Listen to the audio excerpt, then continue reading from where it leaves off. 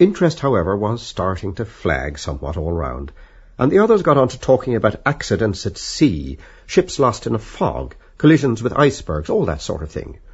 Ship Ahoy, of course, had his own say to say. He had doubled the Cape a few odd times, and weathered a monsoon, a kind of wind, in the China seas, and through all those perils of the deep there was one thing, he declared, stood to him, or words to that effect, a pious medal he had that saved him. So then, after that, they drifted on to the wreck of Daunt's Rock, wreck of that ill-fated Norwegian bark. Nobody could think of her name for the moment, till the Jarvey, who had really quite a look of Henry Campbell, remembered it. Palme, on Booterstown Strand. That was the talk of the town that year. Albert William Quill wrote a fine piece of original verse of distinctive merit on the topic for the Irish Times. Breakers running over her, and crowds on the shore in commotion, petrified with horror. Then someone said something about the case of the SS Lady Cairns of Swansea, run into by the Mona, which was on an opposite tack, in rather muggyish weather, and lost with all hands on deck. No aid was given. Her master, the Mona's, said he was afraid his collision bulkhead would give way. She had no water, it appeared, in her hold. At this stage, an incident happened. It having become necessary for him to unfurl a reef, the sailor vacated his seat. "Let me cross your bows, mate," he said to his neighbour, who was just gently dropping off into a peaceful doze. He made tracks heavily, slowly, with a dumpy sort of a gait, to the door, stepped heavily down the one step there was out of the shelter, and bore due left. While he was in the act of getting his bearings, Mr. Bloom, who noticed when he stood up that he had 2 flasks of presumably ship's rum sticking one out of each pocket for the private consumption of his burning interior, saw him produce a bottle and uncork it, or unscrew, and, applying its nozzle to his lips, take a good old delectable swig out of it with a gurgling noise. The irrepressible Bloom, who also had a shrewd suspicion that the old stager went out on a manoeuvre after the counter-attraction in the shape of a female, who, however, had disappeared to all intents and purposes, could, by straining, just perceive him, when duly refreshed by his rum-puncheon exploit, gazing up at the piers and girders of the loop line, rather out of his depth, as of course it was all radically altered since his last visit, and greatly improved. Some person or persons invisible directed him to the male urinal erected by the cleansing committee all over the place for the purpose, but after a brief space of time, during which silence reigned supreme, the sailor, evidently giving it a wide berth, eased himself close at hand, the noise of his bilge-water some little time subsequently splashing on the ground, where it apparently woke a horse of the cab rank. A hoof scooped anyway for new foothold after sleep, and harness jingled. Slightly disturbed in his sentry-box by the brazier of live coke, the watcher of the corporation, who, though now broken down and fast breaking up, was none other in stern reality than the Gumley aforesaid, now practically on the parish rates, given the temporary job by Pat Tobin in all human probability, from dictates of humanity, knowing him before, shifted about and shuffled in his box before composing his limbs again in the arms of Morpheus. A truly amazing piece of hard times in its most virulent form on a fellow most respectably connected, and familiarized with decent home comfort all his life, who came in for a cool £100 a year at one time, which, of course, the double-barrelled ass proceeded to make general ducks and drakes of. And there he was, at the end of his tether, after having often painted the town tolerably pink, without a beggarly stiver. He drank, needless to be told, and it pointed only once more a moral, when he might quite easily be in a large way of business, if, a big if, however, he had contrived to cure himself of his particular partiality. All, meantime, were loudly lamenting the falling off in Irish shipping, coastwise and foreign as well, which was all part and parcel of the same thing. A Palgrave Murphy boat was put off the ways at Alexandra Basin, the only launch that year. Right enough the harbours were there, only no ships ever called. There were wrecks and wrecks, the keeper said, who was evidently au fait. What he wanted to ascertain was why that ship ran bang against the only rock in Galway Bay, when the Galway harbour scheme was mooted by Mr. Worthington or some name like that, eh? Ask her captain, he advised them, how much palm oil the British government gave him for that day's work. Captain John Lever of the Lever line. Am I right, skipper? He queried of the sailor, now returning after his private potation and the rest of his exertions. That worthy, picking up the scent of the fag end of the song or words, growled in would-be music, but with great vim, some kind of shanty or other in seconds or thirds.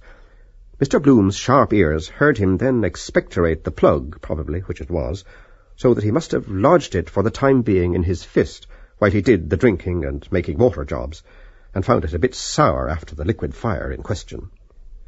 Anyhow, in he rolled after his successful libation, cum potation, introducing an atmosphere of drink into the soiree, boisterously trolling like a veritable son of a sea cook. The biscuits was as hard as brass, and the beef as salt as lots of wives' arse. Oh, Johnny Lever, Johnny Lever, oh. After which effusion, the redoubtable specimen duly arrived on the scene, and, regaining his seat, he sank rather than sat heavily on the form provided. Skin the Goat, assuming he was he, evidently with an axe to grind, was airing his grievances in a forcible, feeble philippic anent the natural resources of Ireland, or something of that sort, which he described in his lengthy dissertation as the richest country bar none on the face of God's earth, far and away superior to England, with coal in large quantities, 6 million pounds worth of pork exported every year, 10 millions between butter and eggs, and all the riches drained out of it by England, levying taxes on the poor people that paid through the nose always, and gobbling up the best meat in the market, and a lot more surplus steam in the same vein. Their conversation accordingly became general, and all agreed that that was a fact. You could grow any mortal thing in Irish soil, he stated, and there was Colonel Everard down there in Cavan growing tobacco. Where would you find anywhere the like of Irish bacon? But a day of reckoning, he stated crescendo with no uncertain voice, thoroughly monopolizing all the conversation, was in store for mighty England, despite her power of pelf, on account of her crimes. There would be a fall, and the greatest fall in history. The Germans and the Japs were going to have their little look-in, he affirmed. The Boers were the beginning of the end. Brummagem England was toppling already, and her downfall would be Ireland, her Achilles' heel, which he explained to them about the vulnerable point of Achilles, the Greek hero, a point his auditors at once seized as he completely gripped their attention by showing the tendon referred to on his boot. His advice to every Irishman was, stay in the land of your birth and work for Ireland and live for Ireland. Ireland, Parnell said, could not spare a single one of her sons. Silence all round marked the termination of his finale. The impervious navigator heard these lurid tidings undismayed. Take a bit of doing, boss, retaliated that rough diamond, palpably a bit peeved in response to the foregoing truism. To which cold douche, referring to downfall and so on, the keeper concurred, but nevertheless held to his main view. Who's the best troops in the army? The grizzled old veteran irately interrogated. And the best jumpers and races, and the best admirals and generals we've got, tell me that. The Irish will choice, retorted the cabby like Campbell, facial blemishes apart. That's right, the old tarpaulin corroborated. The Irish Catholic peasant. He's the backbone of our empire. You know Jem Mullins? While allowing him his individual opinions, as every man, the keeper added he cared nothing for any empire, ours or his, and considered no Irishman worthy of his salt that served it. Then they began to have a few irascible words, when it waxed hotter, both, needless to say, appealing to the listeners who followed the passage of arms with interest, so long as they didn't indulge in recriminations and come to blows. From inside information extending over a series of years, Mr. Bloom was rather inclined to pooh-pooh the suggestion as egregious balderdash, for, pending that consummation devoutly to be, or not to be wished for, he was fully cognizant of the fact that their neighbours across the Channel, unless they were much bigger fools than he took them for, rather concealed their strength than the opposite. It was quite on a par with the quixotic idea in certain quarters that in 100 million years the coal seam of the sister island would be played out, and if, as time went on, that turned out to be how the cat jumped, all he could personally say on the matter was that, as a host of contingencies equally relevant to the issue might occur ere then, it was highly advisable in the interim to try to make the most of both countries, even though poles apart. Another little interesting point, the amours of whores and chummies, to put it in common parlance, reminded him Irish soldiers had as often fought for England as against her, more so in fact. And now why? So the scene between the pair of them, the licensee of the place, rumoured to be or have been Fitzharris, the famous Invincible, and the other, obviously bogus, reminded him forcibly as being on all fours with the confidence trick, supposing, that is, it was prearranged, as the looker-on, a student of the human soul, if anything, the others seeing least of the game. And as for the lessee or keeper, who probably wasn't the other person at all, he, Bloom, couldn't help feeling, and most properly, it was better to give people like that the go-by, unless you were a blithering idiot altogether, and refused to have anything to do with them as a golden rule in private life and their felon setting. There always being the off chance of a Danny man coming forward and turning Queen's evidence, or King's now, like Dennis or Peter Carey, an idea he utterly repudiated. Quite apart from that, he disliked those careers of wrongdoing and crime on principle. Yet, though such criminal propensities had never been an inmate of his bosom in any shape or form, he certainly did feel, and no denying it, while inwardly remaining what he was, a certain kind of admiration for a man who had actually brandished a knife, cold steel, with the courage of his political convictions, though personally he would never be a party to any such thing, off the same bat as those love vendettas of the South, have her or swing for her, when the husband, frequently after some words passed between the two concerning her relations with the other lucky mortal, the man having had the pair watched, inflicted fatal injuries on his adored one as a result of an alternative post-nuptial liaison by plunging his knife into her, until it just struck him that Fitz, nicknamed Skin the Goat, merely drove the car for the actual perpetrators of the outrage, and so was not, if he was reliably informed, actually party to the ambush, which, in point of fact, was the plea some legal luminary saved his skin on. In any case, that was very ancient history by now, and as for our friend, the pseudo-Skindy, etc., he had transparently outlived his welcome. He ought to have either died naturally or on the scaffold high. Like actresses, always farewell, positively last performance, then come up smiling again. Generous to a fault, of course, temperamental, no economizing, or any idea of the sort, always snapping at the bone for the shadow. So, similarly, he had a very shrewd suspicion that Mr. Johnny Lever got rid of some LSD in the course of his perambulations round the docks, in the congenial atmosphere of the Old Ireland Tavern, come back to Erin, and so on. Then, as for the others, he had heard not so long before the same identical lingo, as he told Stephen how he simply but effectually silenced the offender. He took umbrage at something or other. That much injured, but on the whole even-tempered person declared. I let slip. He called me a Jew, and in a heated fashion, offensively. So I, without deviating from plain facts in the least, told him his God, I mean Christ, was a Jew too, and all his family, like me, though in reality I'm not. That was one for him. A soft answer turns away wrath. He hadn't a word to say for himself, as everyone saw. Am I not right? He turned a long, you are wrong, gaze on Stephen of timorous, dark pride at the soft impeachment, with a glance also of entreaty, for he seemed to glean in a kind of way that it wasn't all exactly... Ex quibus, Stephen mumbled in a non-committal accent, their 2 or 4 eyes conversing. Christus or Bloom, his name is, or after all any other, secundum carnem. Of course, Mr. Bloom proceeded to stipulate. You must look at both sides of the question. It is hard to lay down any hard and fast rules as to right and wrong, but room for improvement all round there certainly is. Though every country, they say, our own distressful included, has the government it deserves. But with a little goodwill all round. It's all very fine to boast of mutual superiority, but what about mutual equality? I resent violence or intolerance in any shape or form. It never reaches anything or stops anything. A revolution must come on the due installments plan. It is a patent absurdity on the face of it to hate people because they live round the corner and speak another vernacular, so to speak. Memorable bloody bridge battle and 7 minutes war. Stephen assented. Between Skinner's Alley and Ormond Market. Yes. Mr. Bloom thoroughly agreed, entirely endorsing the remark. That was overwhelmingly right, and the whole world was overwhelmingly full of that sort of thing. You just took the words out of my mouth, he said. A hocus-pocus of conflicting evidence that candidly you couldn't remotely... All those wretched quarrels, in his humble opinion, stirring up bad blood, bump of combativeness or gland of some kind, erroneously supposed to be about a punctilio of honour and a flag, were very largely a question of the money question, which was at the back of everything. Greed and jealousy, people never knowing when to stop. They accuse, remarked he audibly. He turned away from the others, who probably... and spoke nearer to, so as the others, in case they... Jews, he softly imparted in an aside in Stephen's ear, are accused of ruining.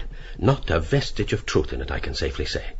History, would you be surprised to learn, proves up to the hilt Spain decayed when the Inquisition hounded the Jews out, and England prospered when Cromwell, an uncommonly able ruffian who in other respects has much to answer for, imported them. Why? Because they are practical and are proved to be so. I don't want to indulge in any, because you know the standard works on the subject, and then, orthodox as you are. But in the economic, not touching religion domain, the priest spells poverty. Spain, again, you saw in the war, compared with go-ahead America. Turks, it's in the dogma. Because if they didn't believe they'd go straight to heaven when they die, they'd try to live better. At least, so I think. That's the juggle on which the PPs raise the wind on false pretenses. I'm, he resumed with dramatic force, as good an Irishman as that rude person I told you about at the outset, and I want to see everyone, all creeds and classes pro rata, having a comfortable, tidy-sized income, in no niggard fashion either, something in the neighbourhood of £300 per annum. That's the vital issue at stake, and it's feasible and would be provocative of friendlier intercourse between man and man. At least, that's my idea for what it's worth. I call that patriotism. Ubi patria, as we learned a small smattering of in our classical day in Alma Mater, Vita Bene. Where you can live well, the sense is, if you work. Over his untasteable apology for a cup of coffee, listening to this synopsis of things in general, Stephen stared at nothing in particular. He could hear, of course, all kinds of words changing colour like those crabs about Ringsend in the morning, burrowing quickly into all colours of different sorts of the same sand where they had a home somewhere beneath, or seemed to. Then he looked up and saw the eyes that said, or didn't say the words. The voice he heard said, "If you work." "Count me out," he managed to remark, meaning to work. The eyes were surprised at this observation, because as he, the person who owned them, pro tem, observed, or rather his voice speaking did, all must work, have to, together. I mean, of course, the other hastened to affirm, work in the widest possible sense. Also literary labour, not merely for the kudos of the thing. Writing for the newspapers, which is the readiest channel nowadays. That's work too. Important work. After all, from the little I know of you, after all the money expended on your education, you are entitled to recoup yourself and command your price. You have every bit as much right to live by your pen in pursuit of your philosophy as the peasant has. What? You both belong to Ireland. The brain and the brawn, each is equally important. "You suspect," Stephen retorted with a sort of a half-laugh, "that I may be important because I belong to the Faubourg Saint-Patrice called Ireland for short." I would go a step further, Mr. Bloom insinuated. "But I suspect," Stephen interrupted, "that Ireland must be important because it belongs to me." What belongs? queried Mr. Bloom, bending, fancying he was perhaps under some misapprehension. Excuse me. Unfortunately, I didn't catch the latter portion. What was it you... Stephen, patently cross-tempered, repeated, and shoved aside his mug of coffee, or whatever you like to call it, none too politely, adding, "We can't change the country. Let us change the subject." At this pertinent suggestion, Mr. Bloom, to change the subject, looked down, but in a quandary, as he couldn't tell exactly what construction to put on "belongs to," which sounded rather a far cry. The rebuke of some kind was clearer than the other part. Needless to say, the fumes of his recent orgies spoke then with some asperity in a curious, bitter way, foreign to his sober state. Probably the home life, to which Mr. Bloom attached the utmost importance, had not been all that was needful, or he hadn't been familiarized with the right sort of people. With a touch of fear for the young man beside him, whom he furtively scrutinized with an air of some consternation, remembering he had just come back from Paris, the eyes more especially reminding him forcibly of father and sister. Failing to throw much light on the subject, however, he brought to mind instances of cultured fellows that promised so brilliantly, nipped in the bud of premature decay, and nobody to blame but themselves.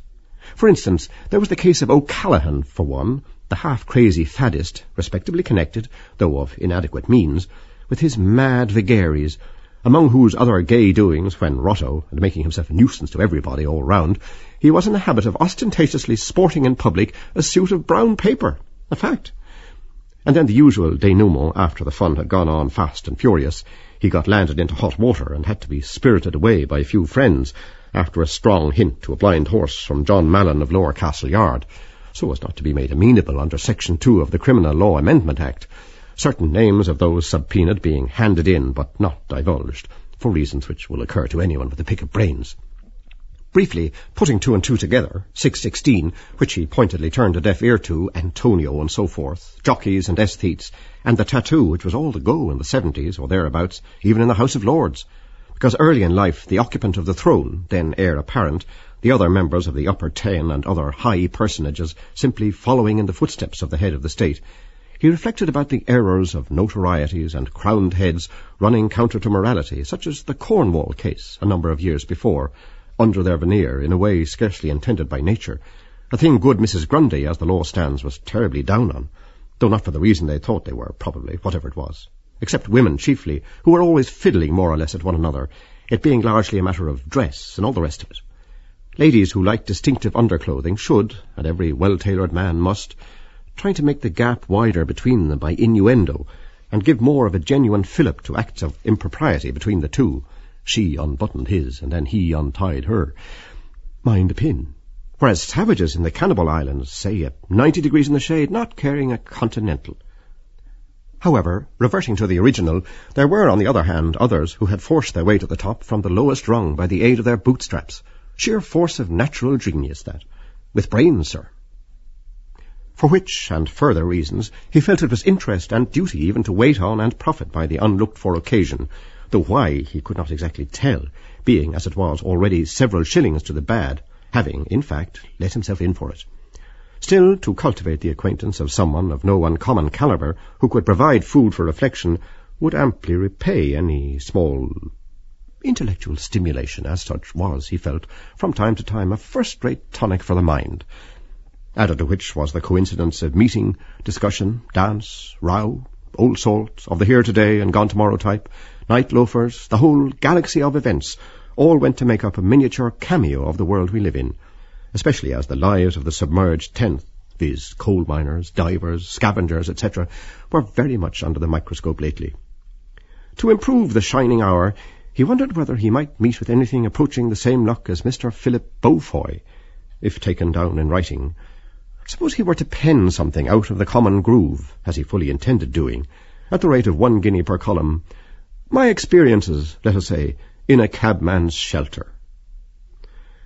The pink edition, extra sporting, of the Telegraph, telegraphic lie, lay, as luck would have it, beside his elbow, and as he was just puzzling again, far from satisfied, over a country belonging to him, and the preceding rebus, the vessel came from Bridgewater, and the postcard was addressed to A. Boudin, find the captain's age, his eyes went aimlessly over the respective captions which came under his special province, the all-embracing, give us this day our daily press.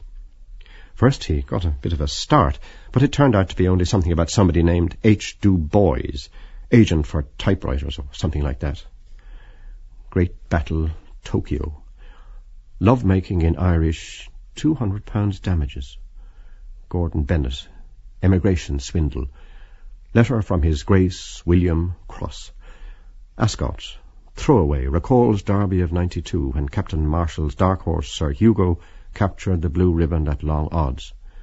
New York disaster, 1,000 lives lost. Foot and mouth. Funeral of the late Mr. Patrick Dignam.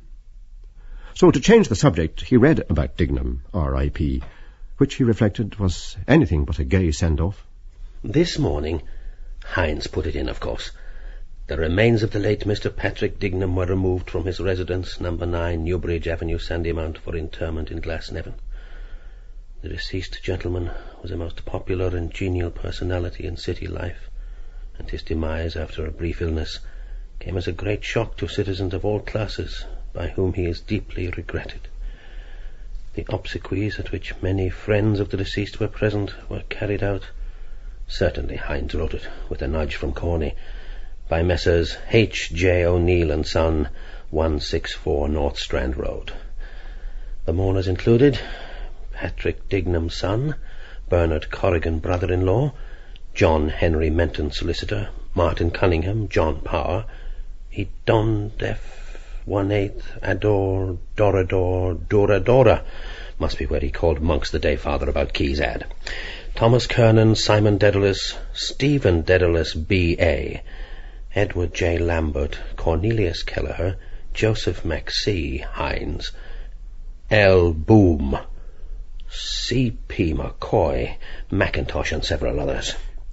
Nettled not a little by L. Boom, as it incorrectly stated, and the line of bitched type, but tickled to death simultaneously by C.P. McCoy and Stephen Dedalus, B.A., who were conspicuous, needless to say, by their total absence, to say nothing of Mackintosh, L. Boom pointed it out to his companion, B.A., engaged in stifling another yawn, half nervousness, not forgetting the usual crop of nonsensical howlers of misprints.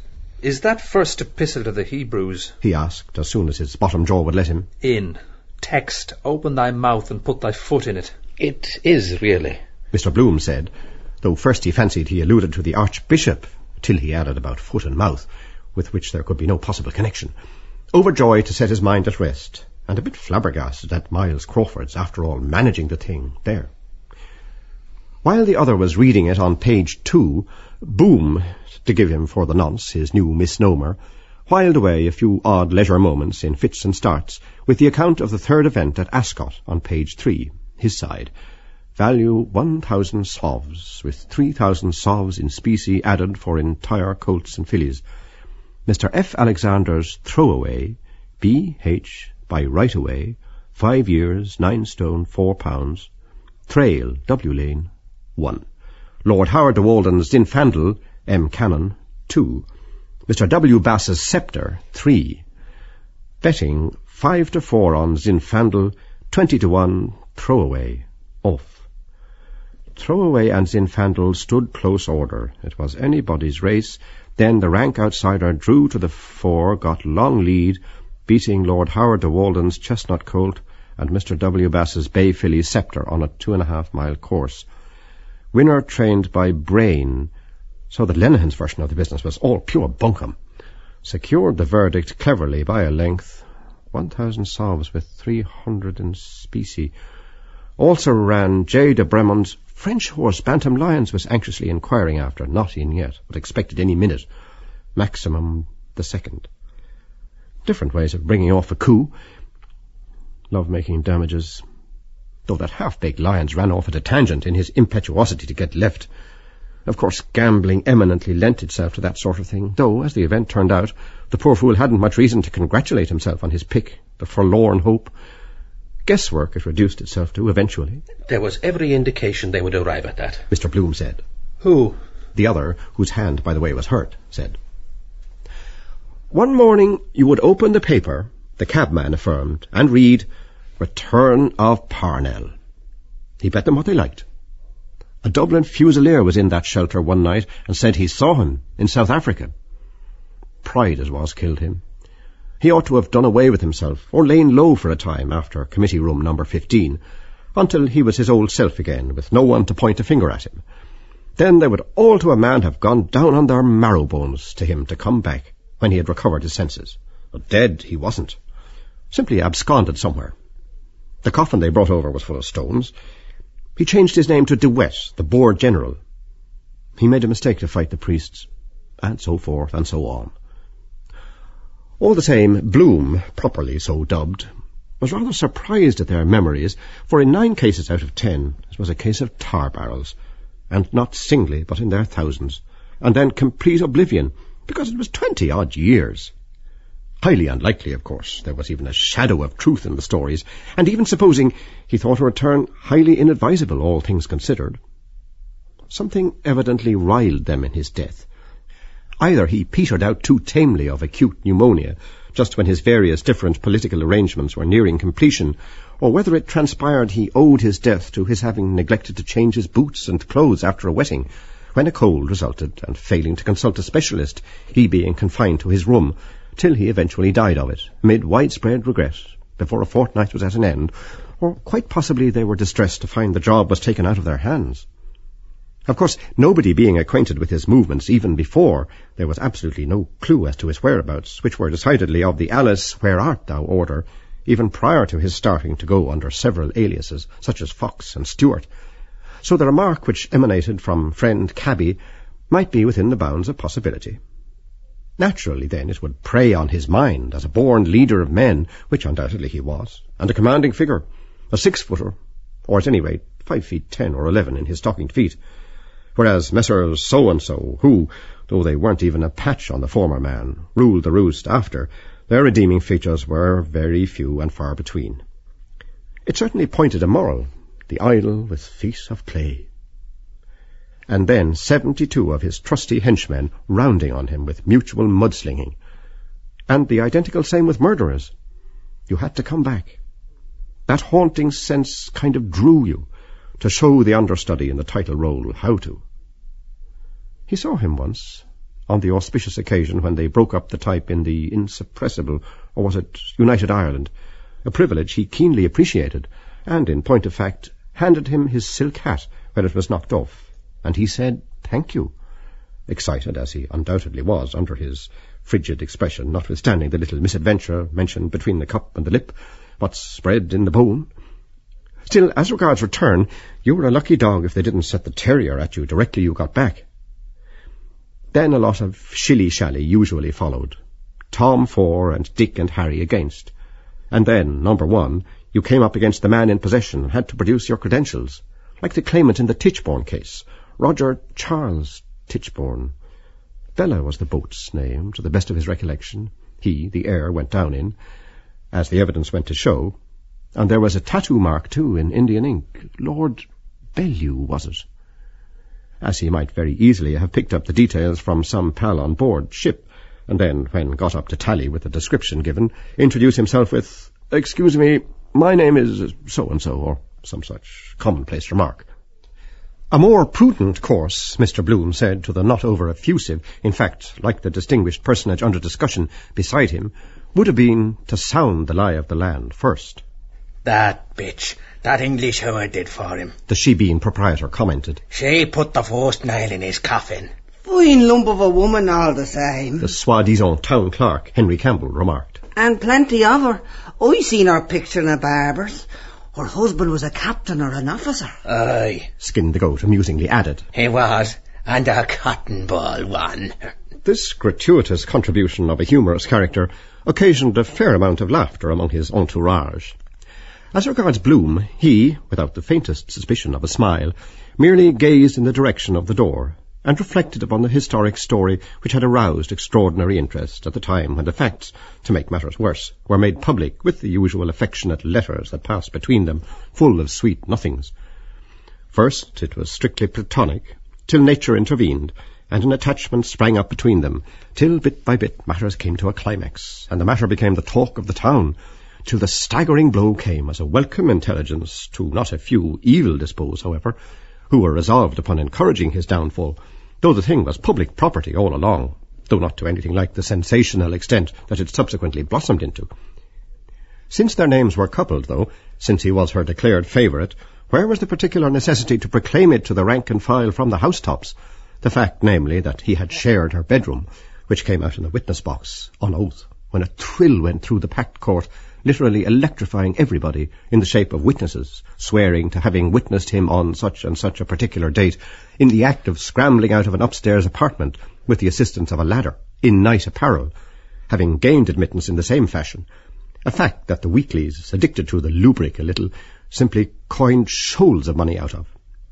Whereas the simple fact of the case was, it was simply a case of the husband not being up to the scratch, with nothing in common between them beyond the name, and then a real man arriving on the scene, strong to the verge of weakness, falling a victim to her siren charms, and forgetting home ties.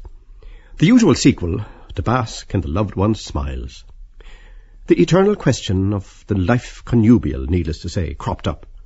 Can real love, supposing there happens to be another chap in the case, exist between married folk? Though it was no concern of theirs, absolutely, if he regarded her with affection, carried away by a wave of folly. A magnificent specimen of manhood he was truly, augmented obviously by gifts of a high order, as compared with the other military supernumerary, that is, who was just the usual everyday, farewell my gallant captain kind of an individual in the Light Dragoons, the 18th Hussars to be accurate, and inflammable, doubtless, the fallen leader, that is, not the other, in his own peculiar way, which she, of course, woman, quickly perceived as highly likely to carve his way to fame, which he almost bid fair to do till the priests and ministers of the gospel as a whole, his erstwhile staunch adherents, and his beloved evicted tenants, for whom he had done yeoman service in the rural parts of the country by taking up the cudgels on their behalf in a way that exceeded their most sanguine expectations, very effectually cooked his matrimonial goose, thereby heaping coals of fire on his head, much in the same way as the fabled ass's kick. Looking back now in a retrospective kind of arrangement, all seemed a kind of dream. And the coming back was the worst thing you ever did, because it went without saying you would feel out of place, as things always moved with the times. Why, as he reflected, Irish Town Strand, a locality he had not been in for quite a number of years, looked different somehow since, as it happened, he went to reside on the north side. North or south, however, it was just the well-known case of hot passion, pure and simple, upsetting the apple cart with a vengeance, and just bore out the very thing he was saying, as she also was Spanish, or half so, types that wouldn't do things by halves, passionate abandon of the south, casting every shred of decency to the winds. Just bears out what I was saying. He, with glowing bosom, said to Stephen. And if I don't greatly mistake, she was Spanish too. The King of Spain's daughter, Stephen answered, adding something or other rather muddled about farewell and adieu to you Spanish onions, and the first land called the Dead Man, and from Ramhead to Scilly was so and so many. Was she? Bloom ejaculated, surprised, though not astonished by any means. I never heard that rumour before. Possible. Especially there it was, as she lived there. So, Spain. Carefully avoiding a book in his pocket, sweet sob, which reminded him, by the by, of that Capel Street library book out of date, he took out his pocket-book, and turning over the various contents rapidly, finally he... Do you consider, by the by, he said, thoughtfully selecting a faded photo which he laid on the table, that a Spanish type? Stephen, obviously addressed, looked down on the photo, showing a large-sized lady with her fleshy charms on evidence in an open fashion, as she was in the full bloom of womanhood, in evening dress cut ostentatiously low for the occasion, to give a liberal display of bosom, with more than vision of breasts, her full lips parted, and some perfect teeth, standing near, ostensibly with gravity, a piano, on the rest of which was In Old Madrid, a ballad, pretty in its way, which was then all the vogue. Her, the lady's eyes, dark, large, looked at Stephen, about to smile about something to be admired. Lafayette of Westmoreland Street, Dublin's premier photographic artist, being responsible for the aesthetic execution. Mrs. Bloom, my wife, the prima donna, Madame Marion Tweedy. Bloom indicated. Taken a few years since, in about 96. Very like her then. Beside the young man, he looked also at the photo of the lady, now his legal wife, who, he intimated, was the accomplished daughter of Major Brian Tweedy, and displayed at an early age remarkable proficiency as a singer, having even made her bow to the public when her years numbered barely sweet 16. As for the face, it was a speaking likeness in expression, but it did not do justice to her figure, which came in for a lot of notice, usually, and which did not come out to the best advantage in that get-up.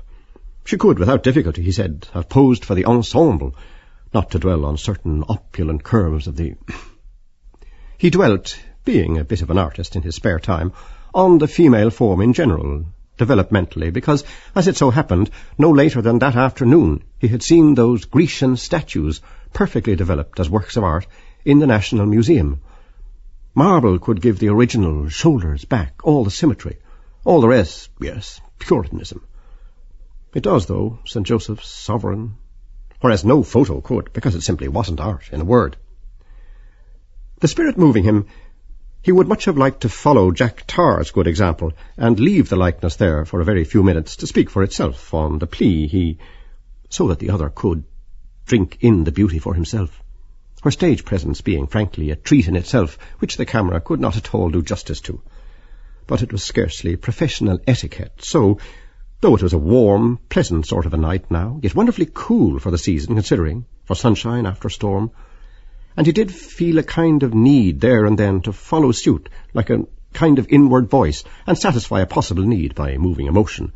Nevertheless, he sat tight, just viewing the slightly soiled photo, creased by opulent curves, none the worse for wear, however, and looked away thoughtfully with the intention of not further increasing the other's possible embarrassment, while gauging her symmetry of heaving embonpoint. In fact, the slight soiling was only an added charm, like the case of linen slightly soiled. Good as new, much better, in fact, with the starch out. Suppose she was gone when he... I looked for the lamp which she told me came into his mind, but merely as a passing fancy of his, because he then recollected the morning, littered bed, etc., and the book about Ruby with met him pike hoses, sick, in it, which must have fell down sufficiently appropriately beside the domestic chamber pot, with apologies to Lindley Murray.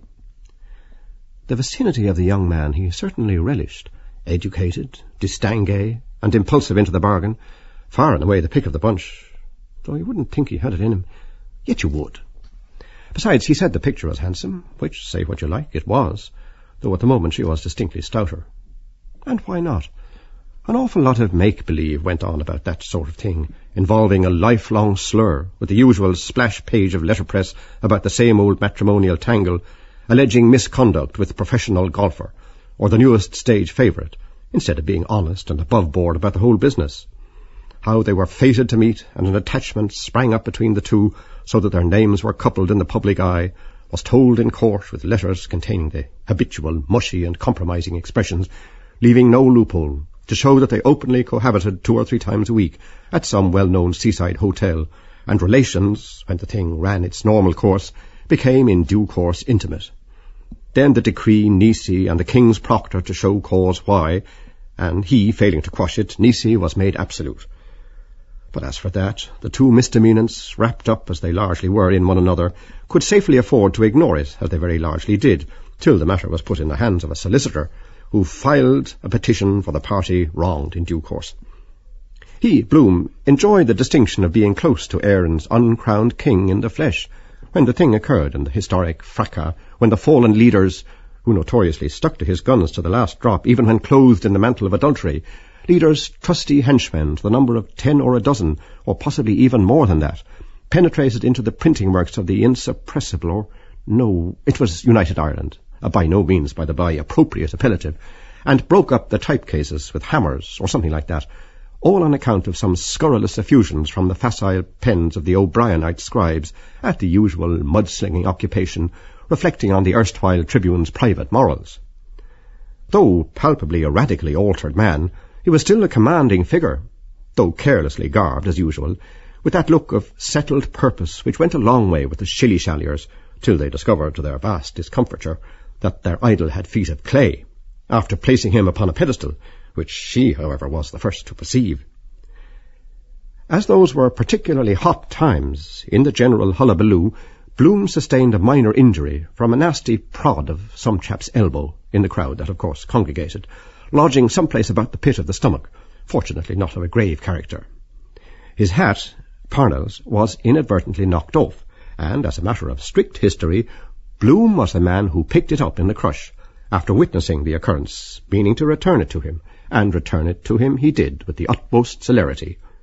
Who, panting and hatless, and whose thoughts were miles away from his hat at the time, being a gentleman born with a stake in the country, he, as a matter of fact, having gone into it more for the kudos of the thing than anything else, what's bred in the bone, instilled into him in infancy at his mother's knee, in the shape of knowing what good form was, came out at once because he turned round to the donor and thanked him with perfect aplomb, saying, "Thank you, sir," though in a very different tone of voice from the ornament of the legal profession whose headgear Bloom also set to rights earlier in the course of the day, history repeating itself, with a difference, after the burial of a mutual friend, when they had left him alone in his glory, after the grim task of having committed his remains to the grave.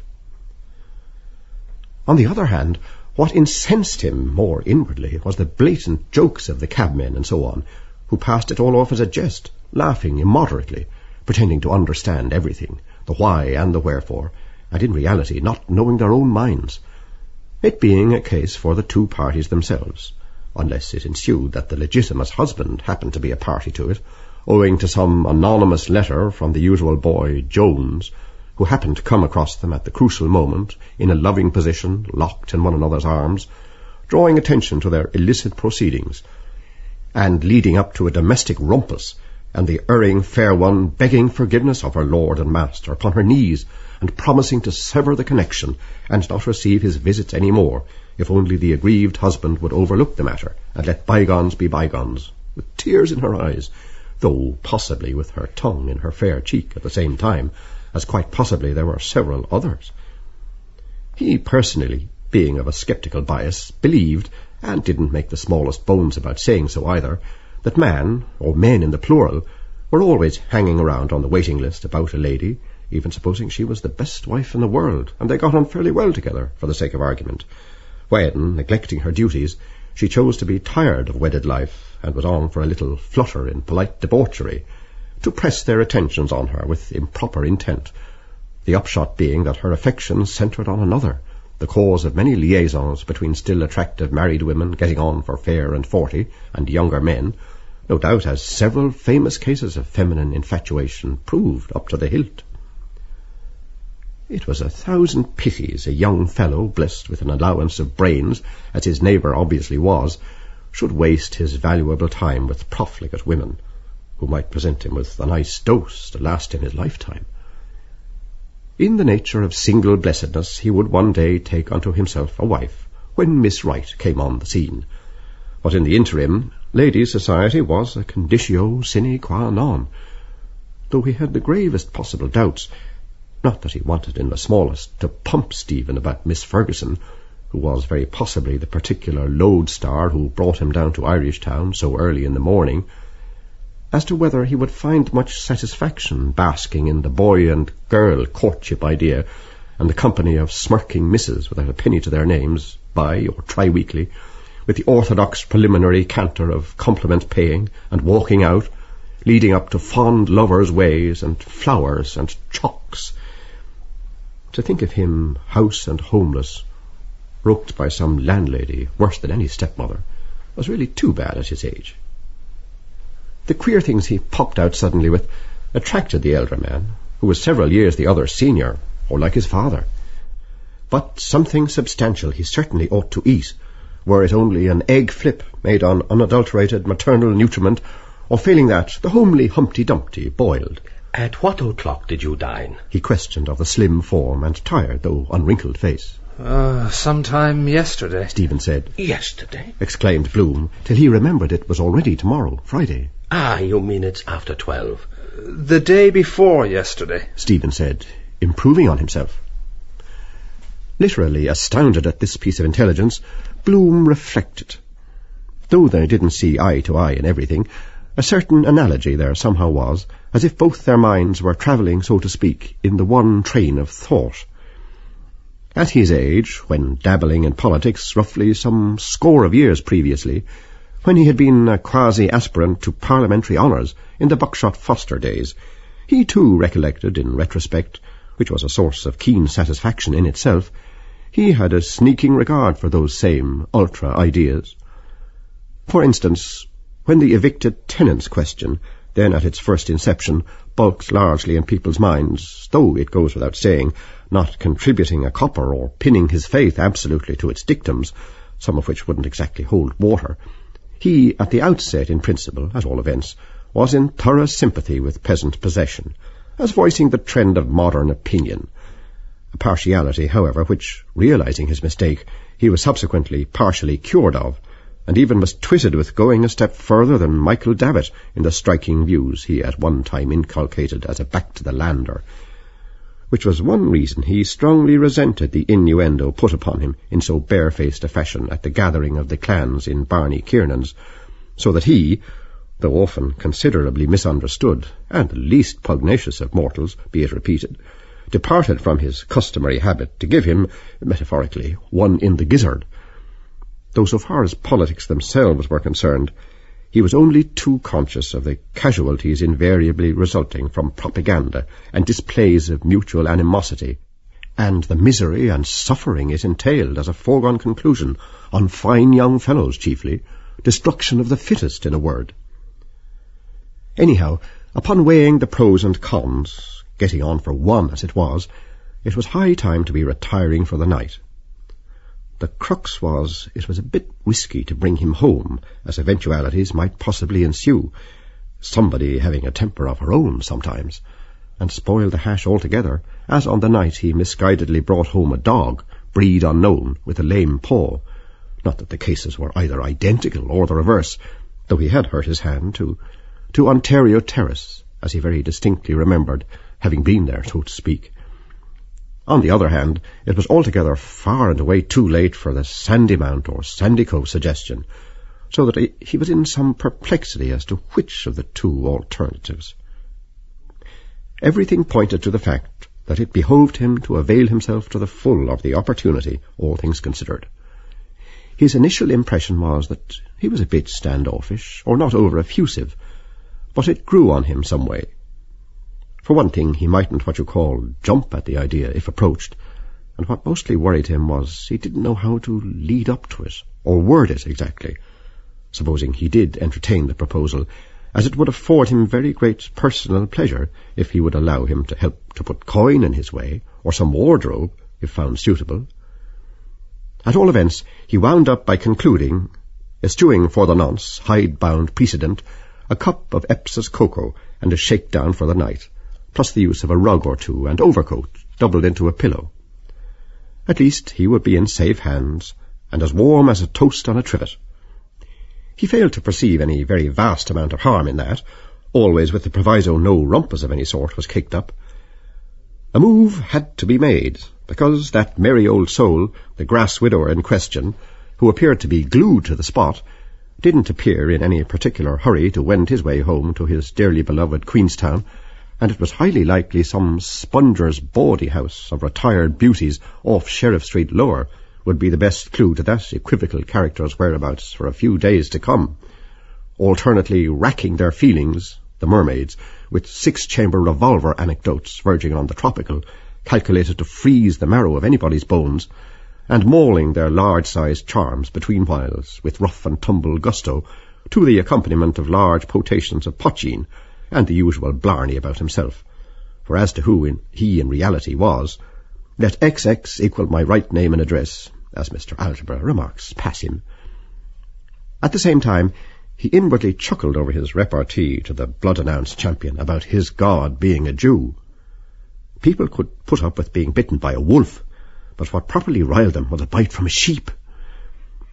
The most vulnerable point, too, of tender Achilles, your God was a Jew, because mostly they appeared to imagine he came from Carrick-on-Shannon or somewhere about in the county Sligo. I propose, our hero eventually suggested, after mature reflection, while prudently pocketing her photo. As it's rather stuffy here, you just come with me and talk things over. My diggings are quite close in the vicinity. You can't drink that stuff. Wait, I'll just pay this lot. The best plan clearly being to clear out, the remainder being plain sailing, he beckoned, while prudently pocketing the photo, to the keeper of the shanty, who didn't seem to... Yes, that's the best, he assured Stephen, to whom, for the matter of that, Brazenhead or him or anywhere else was all more or less... All kinds of utopian plans were flashing through his, Bloom's, busy brain.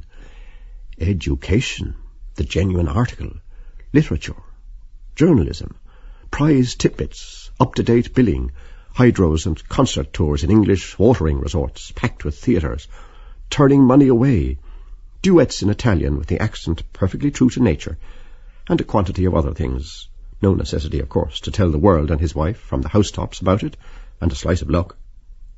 An opening was all was wanted, because he more than suspected he had his father's voice to bank his hopes on, which it was quite on the cards he had, so it would be just as well, by the way no harm, to trail the conversation in the direction of that particular red herring.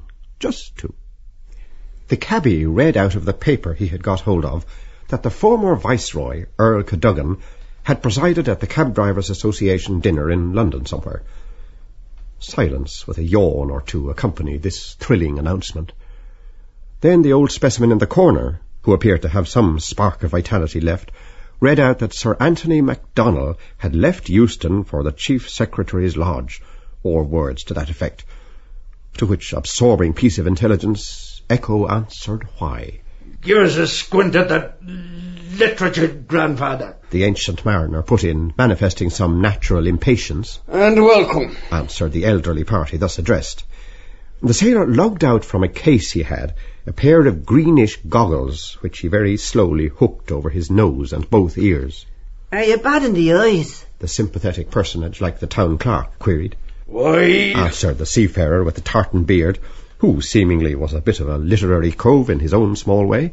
staring out of sea-green portholes, as you might well describe them as. I uses goggles reading. Sand in the Red Sea done that. One time I could read a book in the dark, manner of speaking. The Arabian Nights Entertainment was my favourite, and Red as a Rose is she. Thereupon he pawed the journal open and pored upon Lord only knows what, Found Drowned, or the exploits of King Willow, Ironmonger having made 100 and something second wicket not out for Notts, during which time, completely regardless of ire, the keeper was intensely occupied loosening an apparently new or second-hand boot, which manifestly pinched him, as he muttered against whoever it was sold it. All of them who were sufficiently awake enough to be picked out by their facial expressions, that is to say, either simply looking on glumly or passing a trivial remark.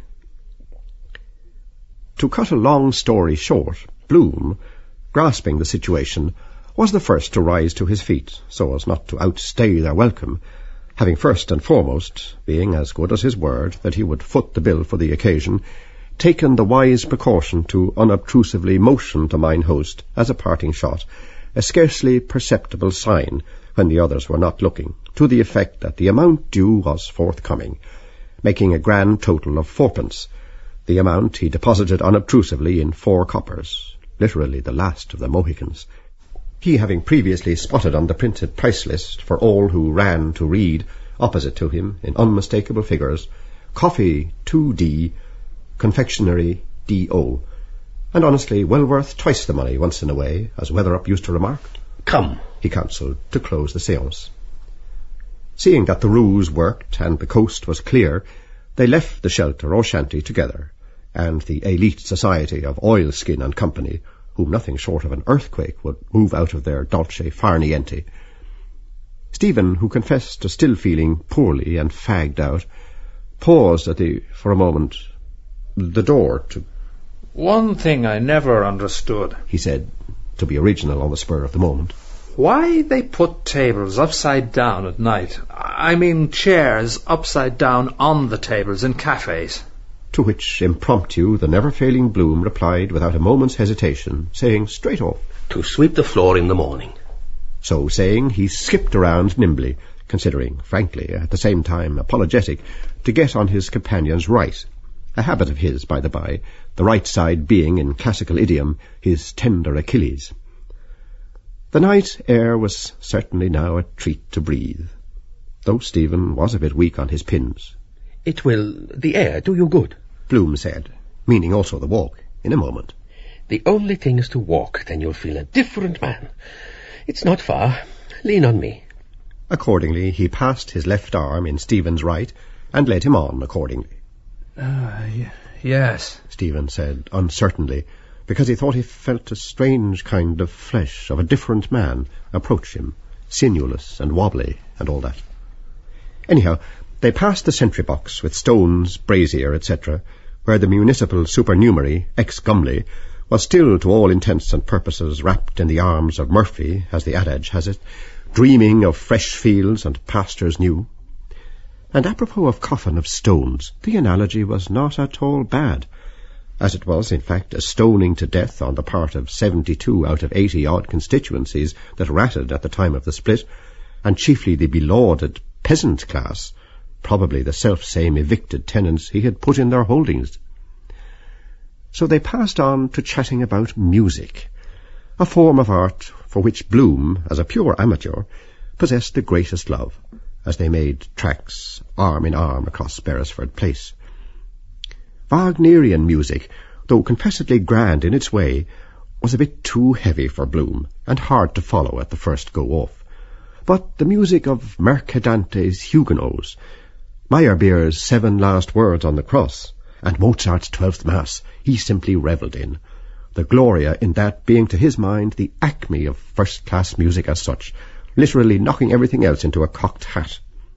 He infinitely preferred the sacred music of the Catholic Church to anything the opposite shop could offer in that line, such as those Moody and Sankey hymns, or Bid me to live, and I will live, thy Protestant to be. He also yielded to none in his admiration of Rossini's Stabat Mater, a work simply abounding in immortal numbers, in which his wife, Madame Marion Tweedy, made a hit, a veritable sensation, he might safely say, greatly adding to her other laurels, and putting the others totally in the shade, in the Jesuit Father's church in Upper Gardiner Street, the sacred edifice being thronged to the doors to hear her with virtuosos, or virtuosi rather.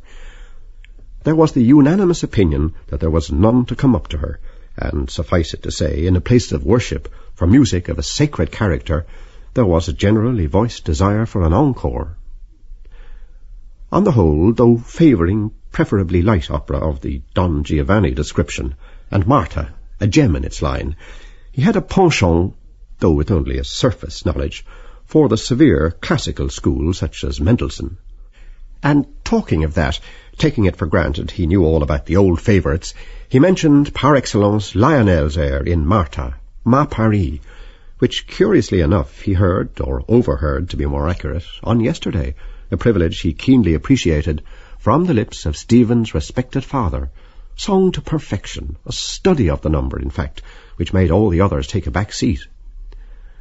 Stephen, in reply to a politely put query, said he didn't, but launched out into praises of Shakespeare's songs, at least of, in or about that period, the lutenist Dowland, who lived in Fetter Lane, near Gerard the herbalist, who, anno ludendo hausi Dowlandus, an instrument he was contemplating purchasing from Mr. Arnold Dolmetsch, whom Bloom did not quite recall, though the name certainly sounded familiar, for 65 guineas, and Farnaby and Son, with their ducks and comets conceits, and Bird, William, who played the virginals, he said, in the Queen's Chapel, or anywhere else he found them, and one Tomkins, who made toys or airs, and John Bull.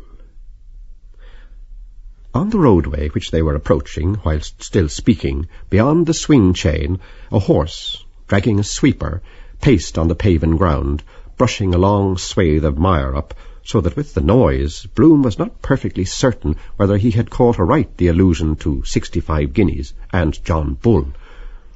He inquired if it was John Bull, the political celebrity of that ilk, as it struck him, the two identical names, as a striking coincidence. By the chains the horse slowly swerved to turn, which perceiving, Bloom, who was keeping a sharp look-out as usual, plucked the other's sleeve gently, jocosely remarking, "Our lives are in peril tonight. Beware of the steamroller." They thereupon stopped.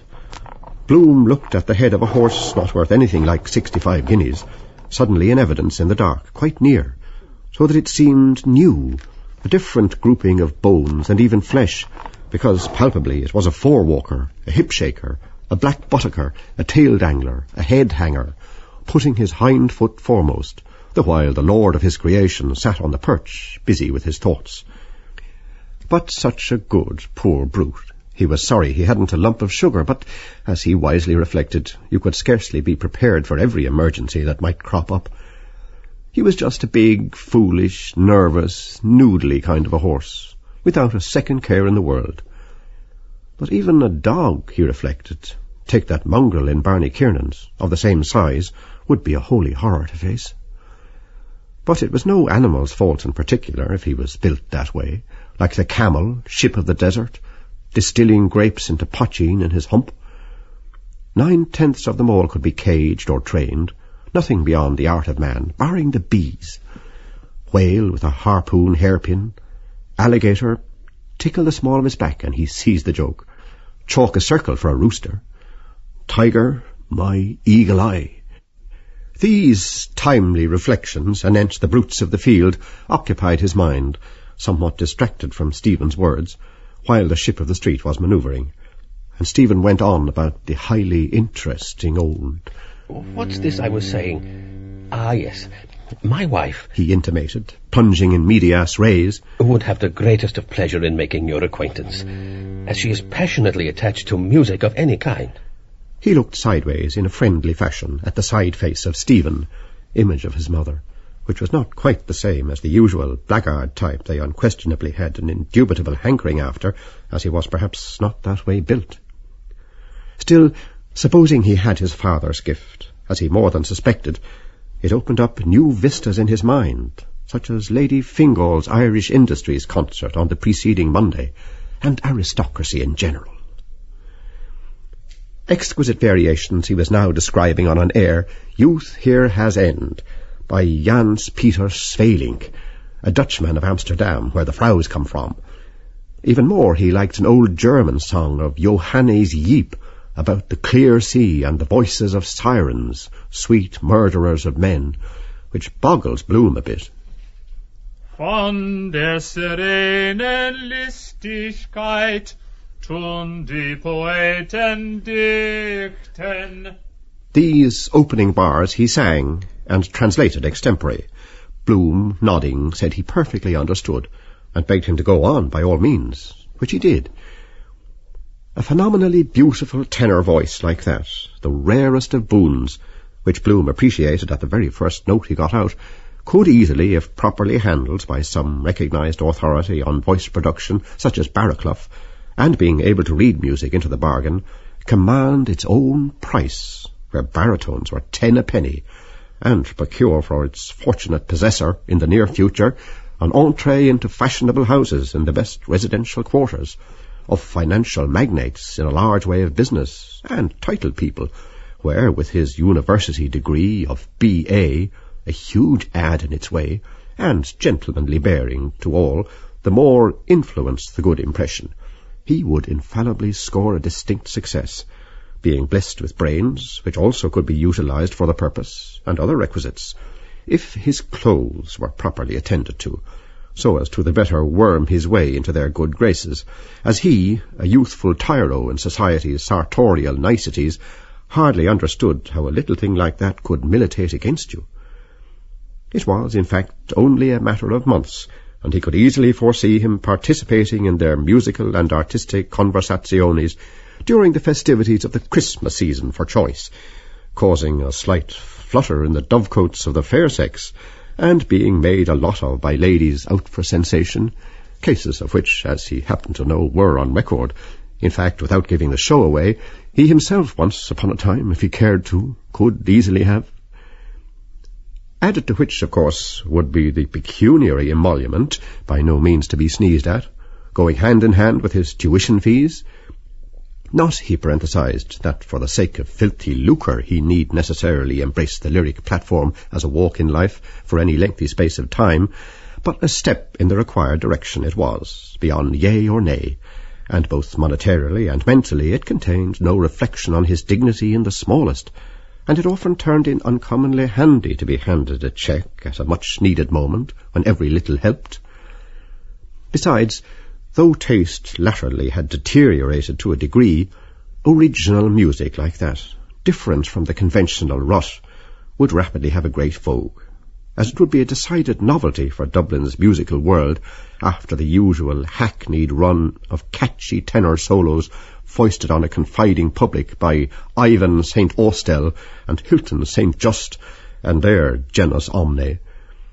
Yes, beyond a shadow of a doubt, he could, with all the cards in his hand, and he had a capital opening, to make a name for himself and win a high place in the city's esteem, where he could command a stiff figure and, booking ahead, give a grand concert for the patrons of the King Street House, given a backer-up, if one were forthcoming to kick him upstairs, so to speak, a big if, however, with some impetus of the go-ahead sort to obviate the inevitable procrastination which often tripped up a too-much-fated prince of good fellows, and it need not detract from the other by one iota, as, being his own master, he would have heaps of time to practice literature in his spare moments, when desirous of so doing, without its clashing with his vocal career, or containing anything derogatory whatsoever, as it was a matter for himself alone. In fact, he had the ball at his feet, and that was the very reason why the other, possessed of a remarkably sharp nose for smelling a rat of any sort, hung on to him at all. The horse was just then, and later on, at a propitious opportunity, he purposed, Bloom did, without anyway prying into his private affairs, on the fool's step in where angels principle, advising him to sever his connection with a certain budding practitioner, who, he noticed, was prone to disparage and even, to a slight extent, with some hilarious pretext, when not present, deprecate him, or whatever you like to call it, which, in Bloom's humble opinion, threw a nasty sidelight on that side of a person's character. No pun intended. The horse, having reached the end of his tether, so to speak, halted, and rearing high a proud, feathering tail, added his quota by letting fall on the floor, which the brush would soon brush up and polish, 3 smoking globes of turds. Slowly, 3 times, one after another, from a full crupper, he mired. And humanely his driver waited till he, or she, had ended, patient in his scythed car. Side by side, Bloom, profiting by the contretemps, with Stephen, passed through the gap of the chains, divided by the upright, and stepping over a strand of mire, went across towards Gardiner Street lower, Stephen singing more boldly, but not loudly, the end of the ballad. Und alle Schiffe brücken. The driver never said a word, good, bad, or indifferent. He merely watched the 2 figures as he sat on his low-backed car, both black, one full, one lean, walk towards the railway bridge, to be married by Father Marr. As they walked, they at times stopped and walked again, continuing their tete-a-tete, which of course he was utterly out of, about sirens, enemies of man's reason, mingled with a number of other topics of the same category, usurpers, historical cases of the kind, while the man in the sweeper car, or you might as well call it the sleeper car, who in any case couldn't possibly hear because they were too far, simply sat in his seat near the end of Lower Gardiner Street and looked after their low-backed car.